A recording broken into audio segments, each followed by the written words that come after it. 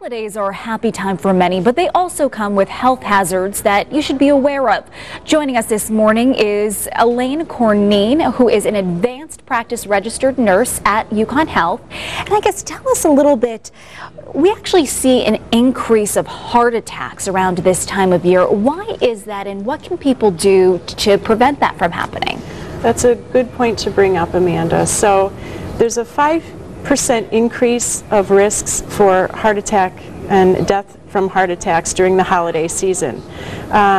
Interestingly, December 25th has the highest number of cardiac deaths from heart attack than any other day of the year.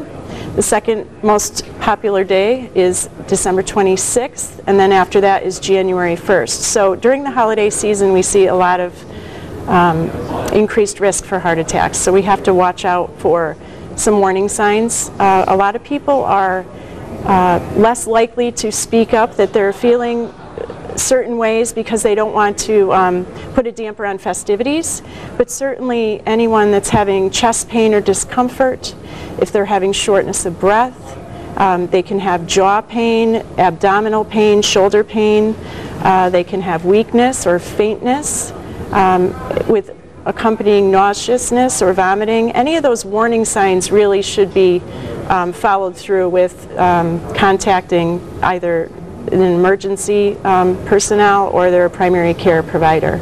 And you also had sent over some tips on preventing heart attacks, you know, certain things like, just dealing with cold temperatures. Right. So the stress on your heart is more so in the frigid temperatures. It constricts your blood vessels. So especially when you're shoveling snow in the holiday season, you have to be very careful, and you want to dress in warm layers to prevent that from happening.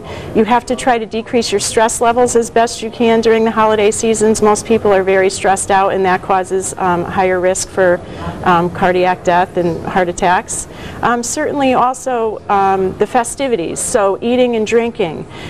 When you're eating and choosing poor healthy choices for foods, and alcohol is a big problem as well. So binge drinking during the holiday season can actually cause heart arrhythmias or abnormal rhythms in your heart, such that you can have what's called atrial fibrillation just from binge drinking, and we've already seen that a couple of times in our practice at UConn Health in primary care from the holiday festivities. So you have to really be careful.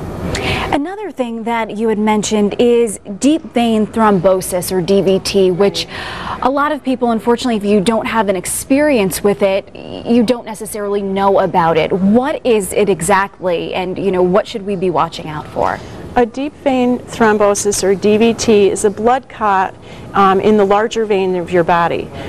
It's most oftenly occurring in the lower extremities or your legs, but it could also occur in your arms or your chest. And the increased risk in the holiday season for a deep vein thrombosis would be extended periods of time when you're sitting. For instance, if you're in a car ride traveling or a plane traveling, if you're traveling for 6 hours or more, it's recommended that you get up and walk every 2 hours, wear loose-fitting clothes, exercise your legs as best you can, and hydrate with water, and try to stay away from alcohol again. All right. Thank you so much, Elaine, for being here this morning. We really appreciate it.